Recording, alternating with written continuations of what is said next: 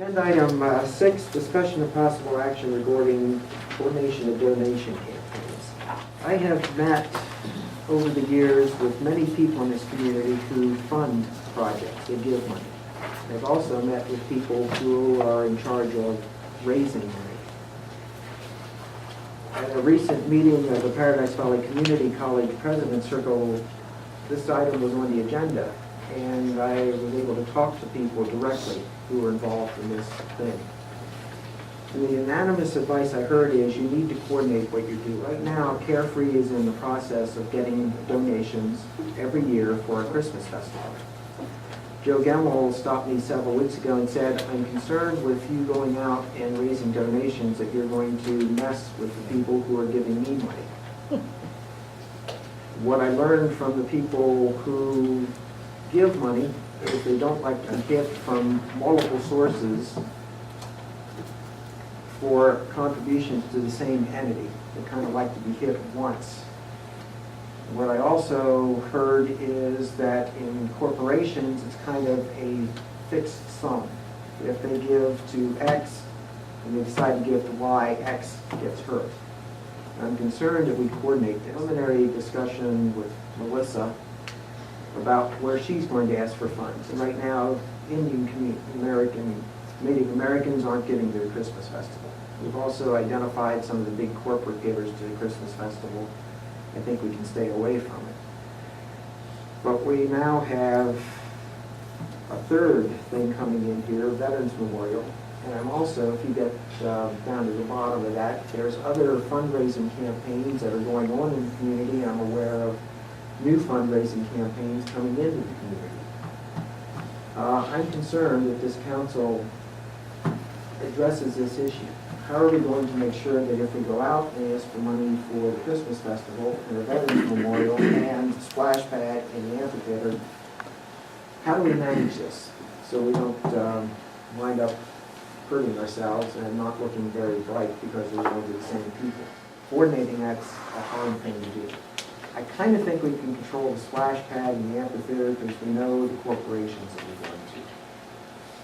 But I'm concerned about this Veterans Memorial conflicting with the existing Christmas. Here, on the bottom of it, that you mentioned about I've been interviewed by 3 groups.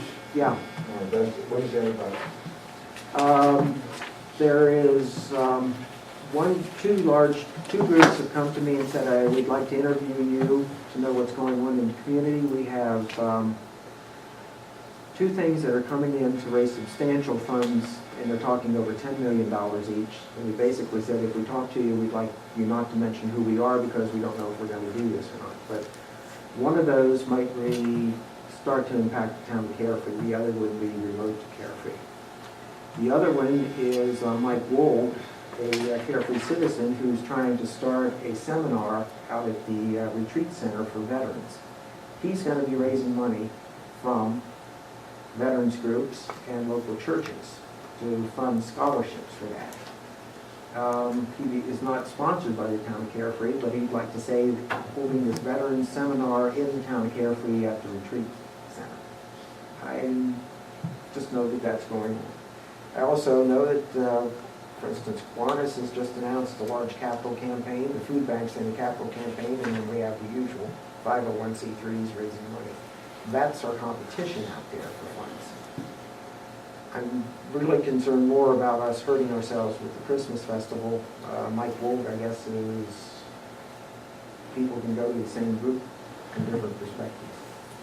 I'd like, when you come back, if you just ask your group to think about how you're going to raise money, that you are cognizant that we... Well, I think it's what Marty said. It's such a small amount, Mayor. It's $200.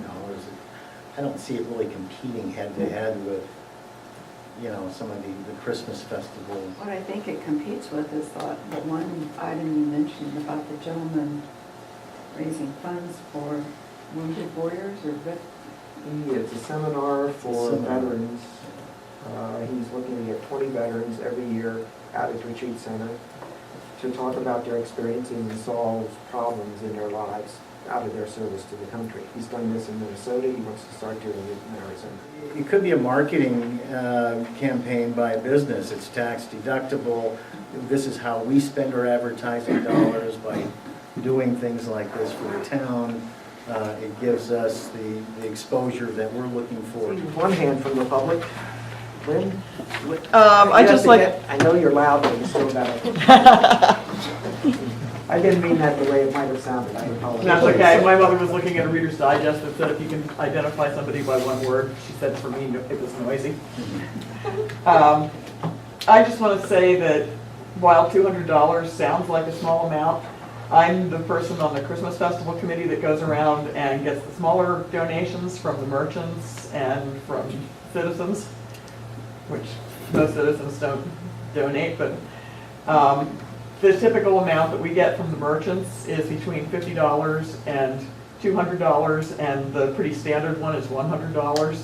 And I will tell you, that's not even easy. I mean, a lot of people are hanging on by their fingernails right now, and if you keep hitting the same people, it will be problematic. I mean, you're saying $200 is a small amount. It's a small amount to you, and it's a small amount to me. But the merchants do get hit a lot, because I've also been involved with nonprofits for fundraising, and I am the shameless person everybody taps on the shoulder to say, go get stuff for a silent auction.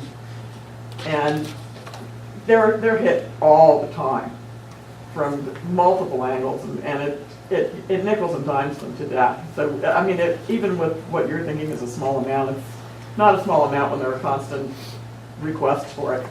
Jim Van Allen? Correct.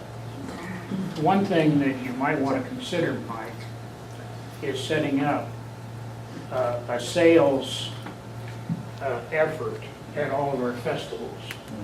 Glenn and I and others have sat at the booths for hours, and if you had a